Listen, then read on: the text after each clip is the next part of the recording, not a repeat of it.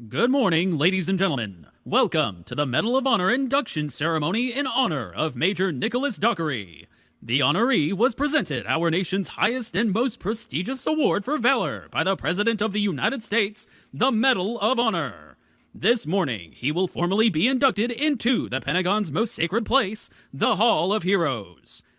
Our hosts for today's ceremony are the Secretary of War, the Honorable Pete Hegseth, the Undersecretary of the Army, the Honorable Mike Obadal, the Vice Chief of Staff of the Army, General Christopher Leneve, and Sergeant Major of the Army, Michael Weimer. Ladies and gentlemen, please stand for the singing of our national anthem by Staff Sergeant Caitlin Withers and the invocation delivered by Chaplain Jack Stummy. I invite you to pray with me. Almighty God, you are the author of liberty and the source of all true courage. We gather today to thank you, acknowledging that every noble act of bravery originates with you. Today we honor the selfless service of Major Dockery. Surrounded by the enemy, he refused to yield. We thank you for the strength he showed that day, stepping into the chaos and leading so that others might live. Father, as he takes his place among those who wear the Medal of Honor, we recognize that this honor represents the highest standard of our armed forces. We are not the land of the free without the bravery of our service members. Please now watch over the Dockery family, protect our deployed forces and their loved ones who wait for their safe return, and give wisdom to our Commander-in-Chief and all our leaders, and keep our nation a steadfast beacon of freedom to the world. In your most holy name I pray. Amen. Please be seated.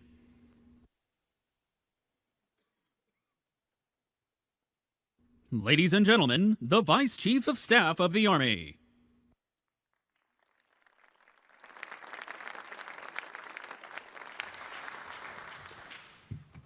Thank you all for coming.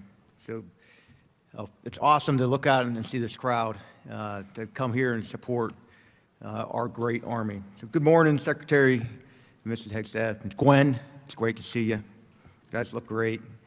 General Kane, sir, General Nordhaus, Undersecretary Tata, Undersecretary Mrs. Obadal, Ms. Votel, Mr. Berea, Sergeant Major, Garrissey, the whole entire team, Sergeant Major and Ms. Weimer, Army senior leaders, distinguished guests, thank you. Thank you from the bottom of my heart for coming today. And welcome to the Hall of Heroes induction ceremony for Major Nicholas Dockery, Medal of Honor recipient.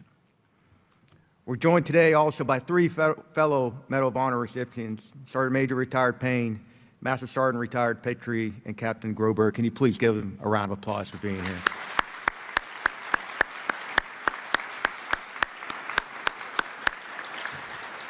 Gentlemen, thank you. Thank you for being here and representing the incredible legacy of this award and the example you show for us all.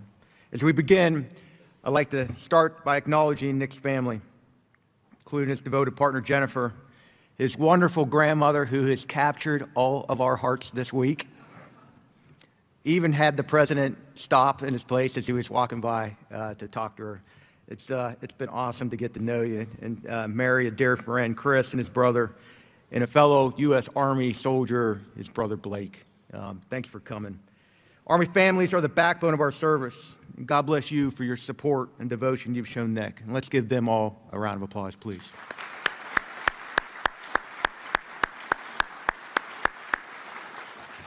I'd like to also extend a special welcome to Nick's teammates, fellow members of Chosen Company 212 Infantry who were there on that fateful day. Gentlemen, will you please stand so we can honor you as well?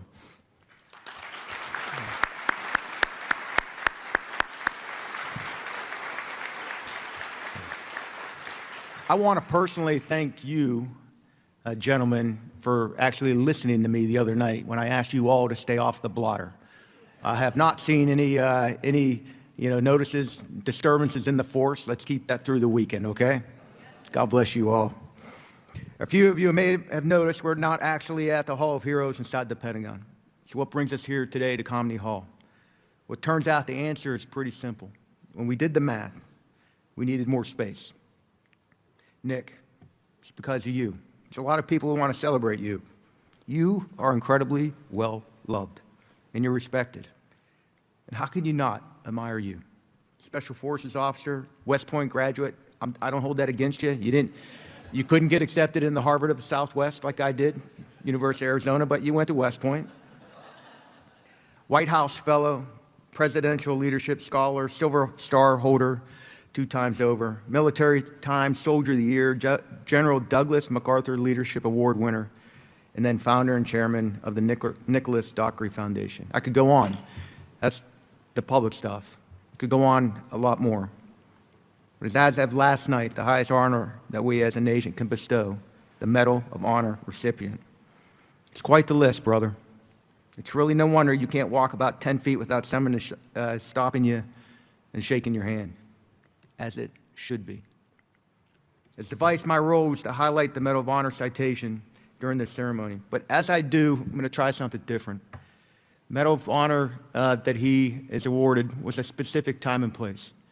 But he's done so much with his life, and I'd like to weave that through this speech today. I'd like you to see who Nick is, revealed by the citation. Every young infantryman walks into their platoon in hopes that they'll rise to the occasion when the pressure's on. I remember praying that I wouldn't choke in front of my men and that I'd do what I needed to earn their trust and respect. And I think it's one of the things that stands out the most to me about you is you didn't have a chance to build trust through a deliberate train-up. You arrived at Fort Carson and met an experienced platoon downrange. It's a tough environment for a young lieutenant, for even the most proficient of them that comes right out of the schoolhouse. On October 2nd, 2012, Nick's platoon and Afghan partner units were conducting combat operation in Kapisa Province in Afghanistan when they were ambushed by an estimated 150 Taliban fighters. Nick is courageous. Hearing that a U.S. soldier had been wounded, then Lieutenant Dockery fought his way to the soldiers who were taking cover in a building occupied by enemy fighters. Nick organized and led the force in clearing the building. When an enemy grenade landed nearby, he shoved a team member behind cover, preventing him from being killed or wounded by the resulting blast. Nick is courageous, not just because of what he did that day, but also because of the way he continued to honorably serve in the military, even through times of adversity. Nick is loyal. Although dazed and wounded himself, Nick went to the aid of the soldiers who were fully exposed to enemy fire. Eliminating the enemy fighters, Nick provided first aid. He used his own body to shield a wounded soldier from further injury, saving his life. Nick is loyal, not just to his soldiers that day, but to so many friends who now consider him like family. Just look around this room. Nick's relentless. Nick then moved to the roof of the compound, still under enemy fire, and marked his unit's position, signaling to friendly air support. As the last individual off the battlefield, he provided covering fire until the evacuation of all casualties was complete. Nick is relentless, not only in that moment, but also in his current position to improve mental health outcomes for individuals who experience trauma by way of his foundation. The actions that Nick took on October 2nd, 2012 earned him the Medal of Honor and the respect of our great nation. They'll forever be memorialized in the Hall of Heroes, and deservedly so. But beyond the list of accolades and the events that I did that day, I believe you are memorialized for actually who you are. Courageous, loyal, relentless. And I know that you are continuing to demonstrate that outside the walls of this hall throughout your foundation, Nick. We are damn proud to call you a U.S. Army soldier and now a Medal of Honor recipient. God bless you, Nick. God bless your family. This will defend.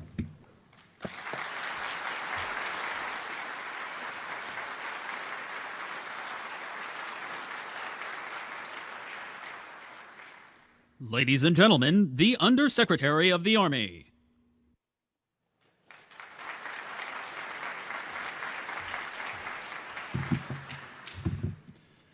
Well, good morning and welcome, Mr. Secretary, Chairman, Vice, SMA, all our distinguished guests, our Medal of Honor recipients that are here. Nick, a fair warning.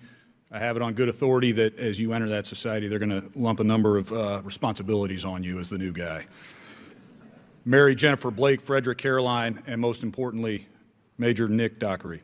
I'm privileged to be a part of this tradition, this induction into the Hall of Heroes. The hall is, as the Vice said, it's a physical place in the Pentagon. Our reverence for its spirit and its legacy is not confined by its walls. Today, that reverence fills this venue that needed to be used because of the number of people here. It's a testament to the immense heroism of Nick and the respect and admiration for the man that we honor today. To appreciate the weight of the moment, we have to consider the origins of the medal. It was established in the crucible of the American Civil War in 1861. It was created with a singular, vital purpose: to recognize actions that go so far beyond the normal call of duty that they defy the basic instinct of self-preservation. It exists because a nation that is built on the ideas of freedom and liberty must, in turn, elevate and immortalize those who are willing to pay the ultimate sacrifice to defend it. The medal cannot be won. It is not a prize to be sought. It is earned in the darkest moments of human conflict. It's earned in the mud. It's earned in the dust and in the sheer chaos of combat. The only things that matter during that time are the mission and the soldiers to your left and right. When the chaos descends, our soldiers do not have the luxury to panic. They rely on an unyielding devotion to one another, and they embody the Army values: loyalty, duty, respect, selfless service, honor, integrity, and personal courage. These are the bedrock of our profession. But what animates these values? What compels a soldier to organize and lead multiple assaults, to provide aid while under fire, to take grave risks, to marshal air support, and to only leave once every soldier is safe? It is the actual manifestation of the warrior ethos. I will always place the mission first. I will never accept defeat.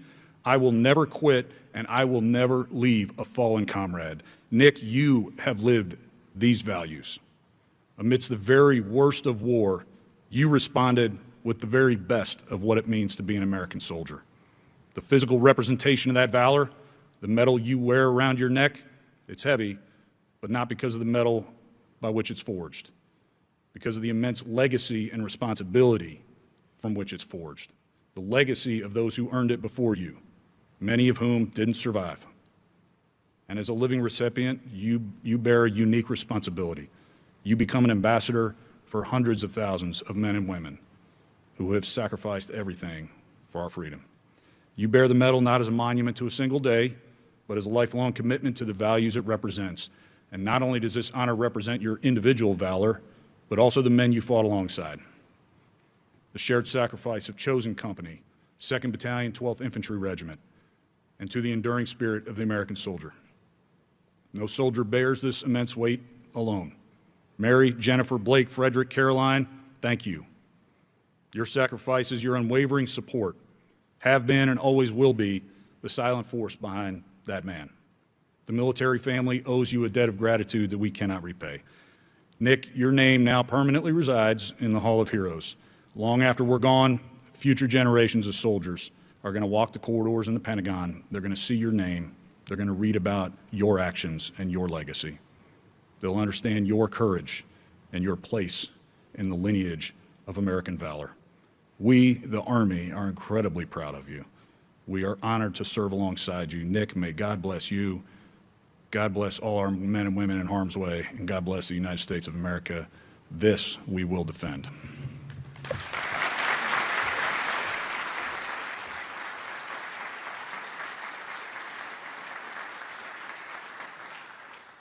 Ladies and gentlemen, the Secretary of War.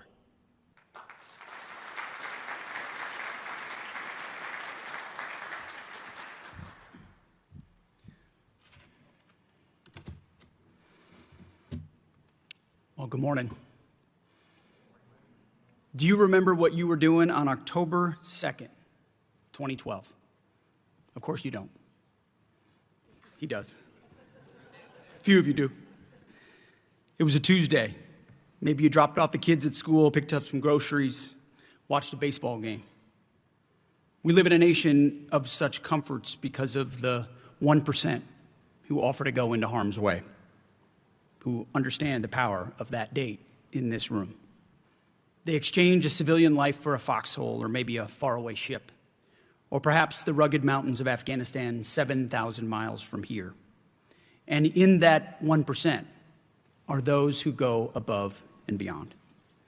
Our Medal of Honor recipient, Major Nicholas Dockery. The stories of these Americans begin with taking an oath to the Constitution and asking for God's help. These Americans get up in the dark when others are still sleeping. They live by a creed that says, in part, I am a member of a team. I will always place the mission first. I will never accept defeat, and I will never leave a fallen comrade behind. Lieutenant Dockery was forward deployed to Afghanistan as an infantry rifle platoon leader. And by the time he'd arrived, his platoon had seen months of intense fighting. As the chief mentioned, not an easy environment to walk into. On that day, they were providing security for a meeting between U.S. and Afghan leaders. But there was a gap. The majority of their adjacent units had already left, so they were vulnerable. We know the story of what Lieutenant Dockery did. Shielded a fellow soldier from a grenade blast, rescued a sergeant and administered life-saving procedures, led reinforcements to the compound. He protected his comrades. Major Dockery, what you accomplished on that fateful October 2nd is the essence of gallantry in action. The enemy you fought there, and the radical Islamists we still fight today, these are as familiar to us as light against dark. And so on that Tuesday, when most Americans were going about their regular, comfortable daily lives, Lieutenant Dockery faced an ambush that would have broken lesser souls. Outnumbered, cut off, and his comrades being hit from all sides, Dockery stood up. There wasn't time for him to think back on the texts that he had read at West Point. He just summoned the same righteous resolve that carried our forefathers from the Battle of Trenton to the beaches of Normandy. Major Dockery did not fight for glory. He fought because his soldiers needed him. Something much deeper than orders called him to action.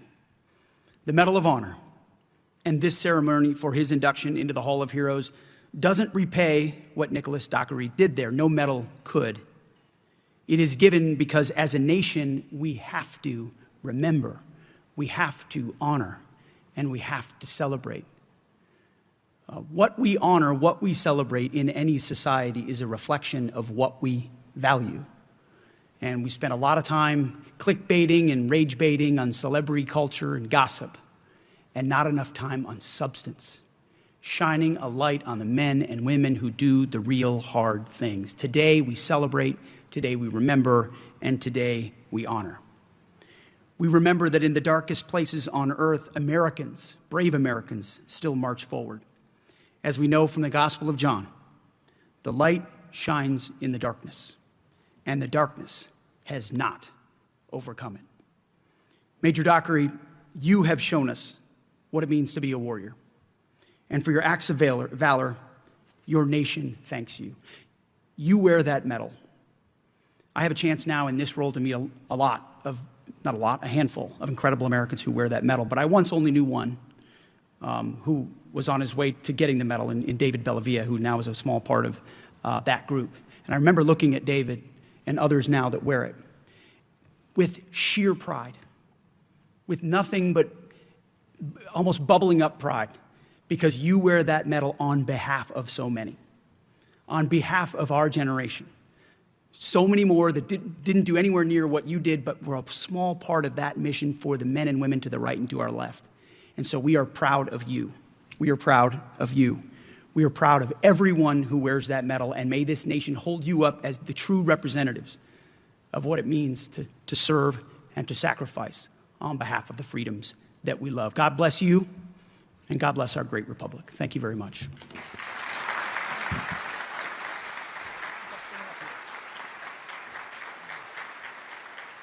Undersecretary Obadal, General Leneve, Sergeant Major Weimer, and Major Dockery, please join Secretary Hegseth on stage for the induction ceremony.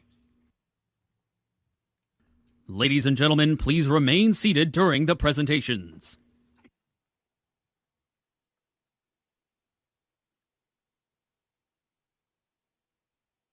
The President of the United States of America, authorized by Act of Congress, March 3, 1863, has awarded in the name of Congress the Medal of Honor to 2nd Lieutenant Nicholas Dockery, United States Army, for conspicuous gallantry and intrepidity at the risk of his life above and beyond the call of duty. 2nd Lieutenant Dockery's conspicuous gallantry, extraordinary heroism, and intrepidity at the risk of his life above and beyond the call of duty are in keeping with the highest traditions of military service and reflect great credit upon himself, his unit, and the United States Army. A framed Medal of Honor citation and photo is presented by the Undersecretary of the Army to Major Dockery.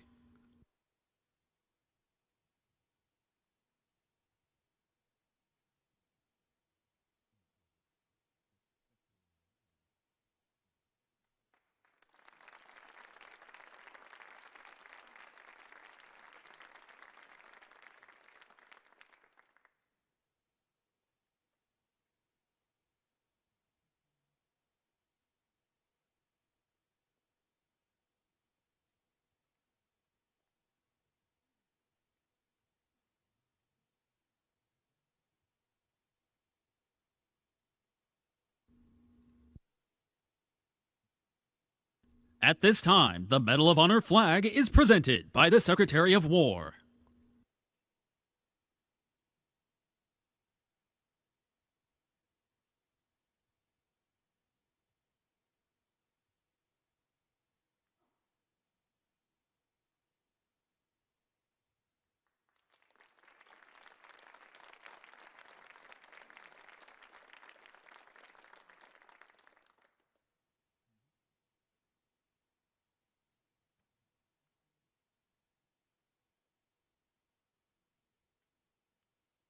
The Medal of Honor plaque will now be unveiled, inducting Major Dockery into the Hall of Heroes.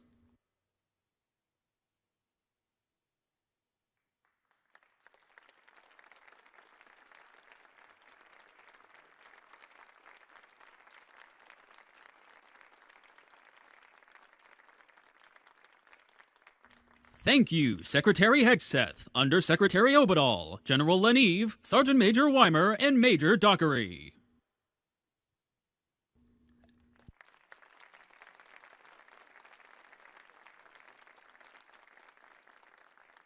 At this time, please direct your attention to the screen as a soldier unveils Major Dockery's name on the Medal of Honor Garden Wall at the National Museum of the United States Army.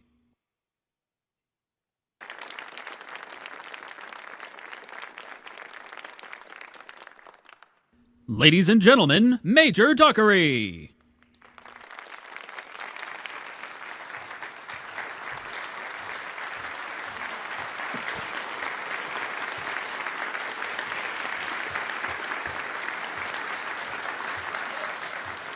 Thank you.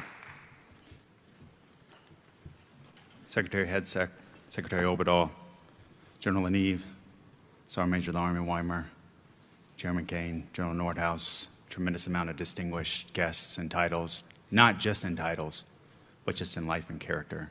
To my wonderful family that is here, to the men of Chosen Company. I just look around this room.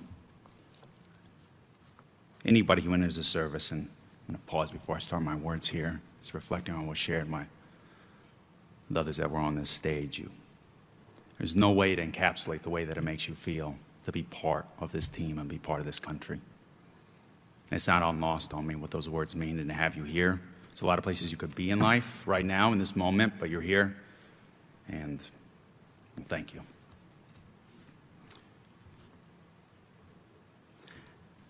As a young boy, I spent a large part of my childhood in Kansas. If anybody's familiar with that part of the country, tornadoes are a regular part of life. And when I was 16, I remember seeing the aftermath of what a tornado can cause, specifically a place called Hoisington, Kansas. It was about 70 miles from where I was going to school at the time. You see what 200-mile-an-hour winds ripping through a small rural town, what it can do to homes, it levels them. It's the kind of wrath that only God, through nature, can unleash. And in moments, it can undo what took man decades to build. There, 1 minute is your home and your life. The next second, a town is gone. Myself, along with other students from my school, we volunteered to go out there and help. And when we arrived, I saw a movement of people from all over the state rushing in to help. I saw people of all ages helping those who had lost everything they had. They were picking through the rubble, trying to recover photographs or anything salvageable from a life where they had put down roots, where they had raised a family, where they had built a community. And I saw firsthand what we, as one people, can do for one another during a time of crisis, how we can be there for one another, how we can answer the call and render aid and support and care for those who at that time may not be able to help themselves. 5 months later, early one morning in September, I shockingly watched as many as you in this room as 2 commercial airliners crashed into the New York skyline. There in my second period math class, we all huddled around the television, confused and afraid. We watched buildings crumble. Overnight, the unity of a nation rallying together felt like something that you could physically reach out and touch. The moments in life where I watched what others in this country can do for one another made me start to realize at that age why I love this country so much, and why, like many others from my generation, we felt obligatory to enlist. To me, it was moments like this that we are fighting for. This is what we fight for, those moments. 11 years later, again early morning, this time in October, my infantry platoon secured the outer cordon of a district center in Tagab District, Kapisa Province, Afghanistan. The parts of the story that aren't highlighted are the parts that live with me the most, in addition to what's been shared. Several key leaders from our task force and their local Afghan counterparts, Afghan counterparts, concluded a meeting on security and stability for the district. And at the conclusion of that meeting, as I consolidated my element on the southern edge of the village, a barrage of machine gun fire and rock-propelled grenades impacted on and around my vehicle, along with many members from my platoon and our Afghan counterparts. And while I still can't confidently articulate as to why my commanding officer directed our element to dismount in the midst of the heaviest of fighting and launch a counterattack to defeat the enemy, I did what was expected of me as a soldier or leader, and I executed that order. The terrain and buildings around us offered no sound line of approach on the enemy to overtake their position. The only avenue that offered any path to successfully closing the distance between us and the enemy was a line of assault directly through the engagement area. I saw a wall adjacent to the enemy's position, and I thought that was the only place where we could have a chance to regain the initiative, overwhelm the enemy with firepower, and force the enemy into retreat or surrender. I knew, along with every other infantryman on the ground, to include our Afghan counterparts, that that was the least preferred course of action. More plainly, an attack up the middle was ill-conceived, irresponsibly dangerous, and it allowed the enemy a disproportionate advantage that it offered us no cover. And I could not, in good faith, as a leader, delegate that task to another soldier to lead that assault while I sat from a distance and potentially watched as he would likely, and others, be killed or injured. In the moments that matter the most for leaders, we don't have time to overthink the risk when we know what has to be done in that moment. I had learned this in Hoisington, Kansas. I had learned this watching what the people in New York City did in the aftermath of 9/11, and all across our country. I learned this lesson before. There are times for choosing and there are times for doing. Now, I was terrified from the very start of that ambush. I vividly remember signaling for the support by fire to initiate the suppressive fire on the enemy as I began leading that assault. And I was convinced that I would be the first casualty. And the most terrifying part is, if I allowed that to become true, I knew somebody from my platoon would rush to my aid, and they too would become a casualty.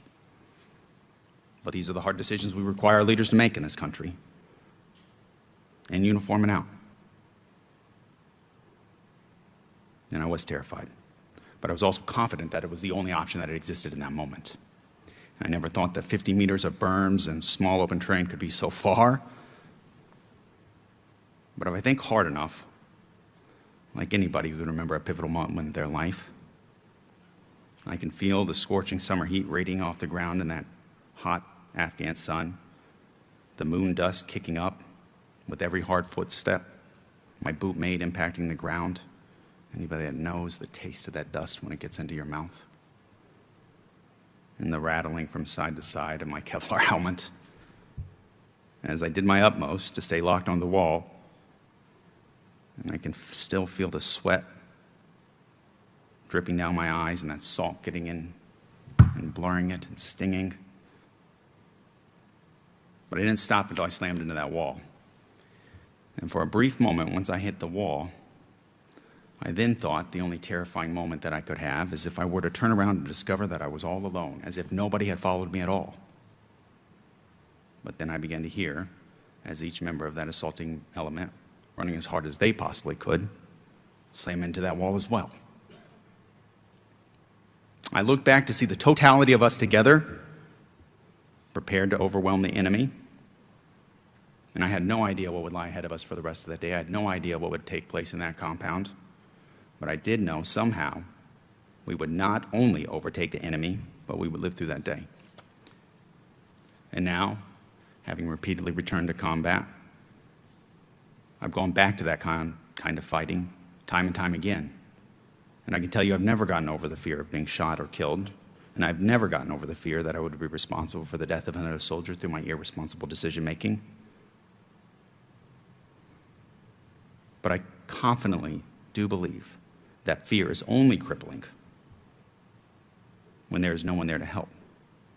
And I never again felt the fear that I would ever find myself in a dire position, in a moment of darkness, in an episode of violence or crisis, and that there would be no one around me to help. Certainly not in the United States Army, and not once I returned to America. We as a nation, we've gotten really good at unifying when we feel threatened. Down at our core value, we are all the people of Hoisington. We are the people of New York City, digging through rubble, running up burning stairwells to help people we don't know. When the tornado actually hits, we are magnificent. When tragedy strikes, we know we won't be alone. We display acts of courage under fire that are near impossible to describe, and we find a way to be there for one another. But what troubles me the most is that on ordinary days, and the years in between tragedy and conflict, we seem to let the plot drift. It seems like we wait for the worst to happen before we are reminded what our true core values are. And we realize that we are on the same team, and we have an obligation to respect one another as fellow Americans. As of late, it feels like we're drifting towards something even more ominous. Americans treating fellow Americans like enemies, forgetting what Lincoln, standing on the Capitol steps not far from here, pleaded with his fellow Americans weeks before the onset of the first and only time we truly split, reminding them and us that we are friends, we are not enemies. And again, we have an obligation to maintain the bonds of affection to one another.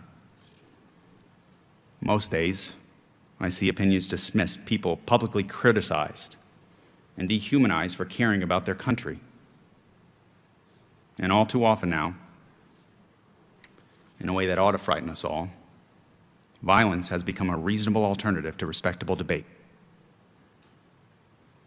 You and I, many of us, we have seen where the road ends. And we've spent much of our lives in places where violence is the preferred solution. And I believe many of you can agree, and I believe this to my core, it is not the place that any of us would choose to be on purpose. Famously, as the story goes, a woman asked Benjamin Franklin as he was leaving the Constitutional Convention in Philadelphia if we had a republic or a monarchy. And he replied, "A republic if you can keep it." We don't like to admit this. Why would we? But our country did break. It broke once, when we decided that conversation was no longer the preferred course of action.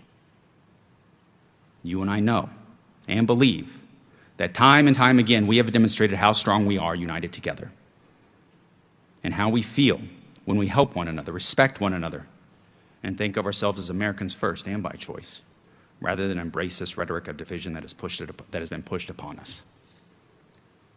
Our history is full of people who loved this country, that continue to love this country. This room is a manifestation of that love.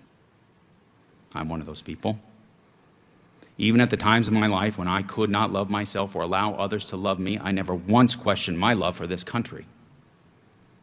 Our nation is filled with great moments of unity. Every day there are moments of respect and compassion shared between one another.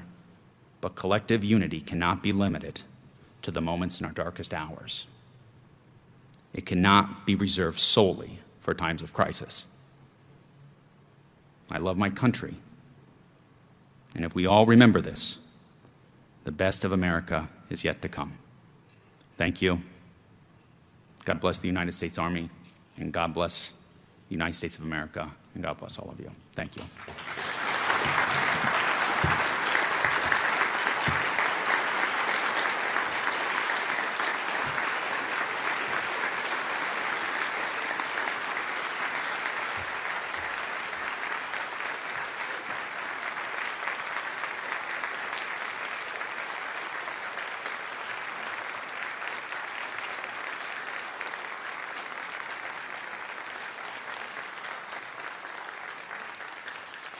Thank you, Major Dockery.